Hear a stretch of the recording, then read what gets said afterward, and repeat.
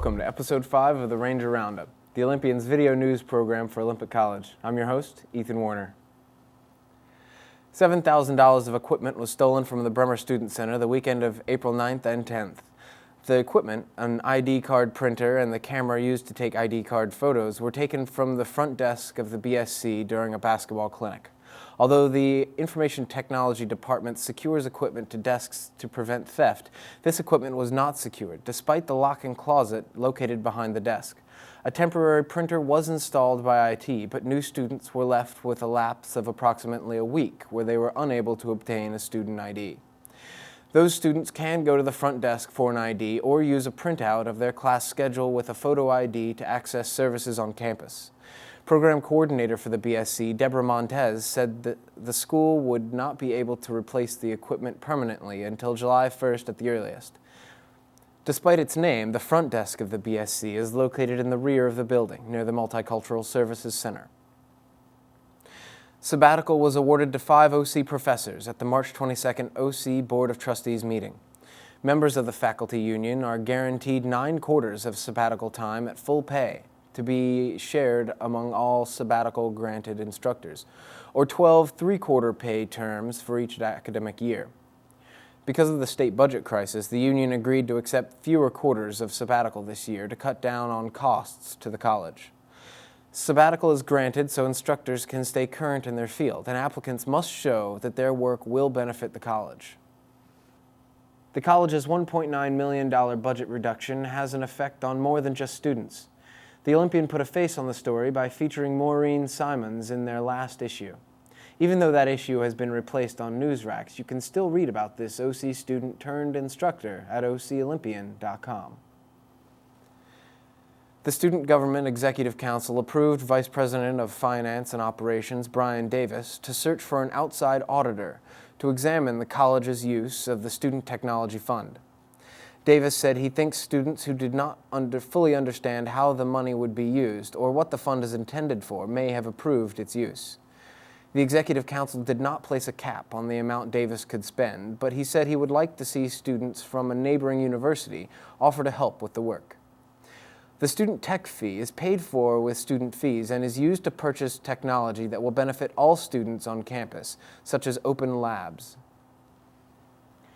This episode's campus noise question is, do you think sabbaticals are important for Olympic College? Yeah, I think it would help them get away from the classroom for a period of time and maybe give them a perspective on their own teaching styles that maybe they wouldn't get if they just were teaching every quarter. But you know, I'm not a teacher, so I don't really have the perspective to know that. But as a student, I could see how it would be valuable. Yeah, I do. It keeps them fresh. It gives them an opportunity to keep up to date on their profession, and that helps them do a better job of educating the students here at OC. I think it really depends on the nature of the work that they're studying. I mean, if they're if they're involved in something that's could really produce direct results, really good results, obviously that's something that they should probably be doing. If it's something like, I don't know, examining, fly innards from Brazil or something, that's probably not a good idea. But I think really their focus is teaching. And if it's something that would expand their field, that's an option. But really, they should be at campus and doing their work. So. Yeah, I think it should be a good idea because you want your teachers to be smart and not uneducated. You definitely do want your teachers to be educated. It makes sense. I think that they're good for faculty to learn new things, but I think that it's expensive. Yeah, it gives the teacher education, extra education for the students so they're more refreshed in their knowledge. An interim safety and security supervisor was hired to fill the role of head of security until a full-time replacement can be found. Ed Call replaced Rocky Wallace after Wallace resigned from his position at the college while on administrative leave. Call retired from the Navy in 2006 and then started working as a county emergency planner. Call said he has no plans to leave the college as long as he can get the full-time security supervisor job. Vice President of Student Services Dan Chacon moderated an open forum April 19th for students and staff to add input for the college's First Amendment procedures. The college is trying to develop procedures to follow after the First Amendment policy was rescinded because it may have infringed on students' First Amendment rights. Read about OC history with the First Amendment on the Olympians' website. The forum was not well attended or advertised. Students received a message in their student email at 8:30 a.m. informing them of the 10 a.m. event. Chacon has acknowledged in the past that student email is not a reliable form of communication with students. The destruction of the Bremerton campus's humanities building started April 18th. The building, which is more than 50 years old, will take another 4 to 6 weeks until the raising is complete. After the building is cleared, grass will be put in its place, opening up the center of campus and giving students a place to enjoy sunny days. The demolition of the building is slowed because materials from the building are being separated for recycling as they are removed from the structure. Now to Stormy Keffler for news briefs. I'm Darrell Galloway filling in for Stormy Keffler. The Olympic College student body president was removed from office Friday during a closed session, approximately 4 weeks before his term would end. Anya Kazaku, vice president of communications for the student government, announced a judicial review of President Ryan Brown, and the review board met Friday. VP of Finance and Operations Brian Davis said Brown came under review for truancy and dereliction of duty. Both violations require judicial review.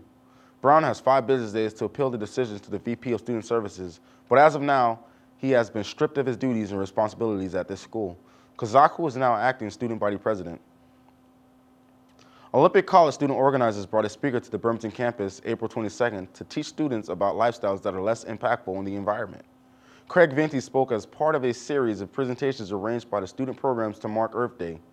Venti spoke about how to live alternate low-impact lifestyles, including collecting rainwater and alternate energy sources. Venti brought his converted electric geo-tracker to the campus. I am a proponent of electric vehicles to help solve our environmental issues and our political issues. Parking it on the pedestrian island outside of the Humanities and Student Services building for students to see.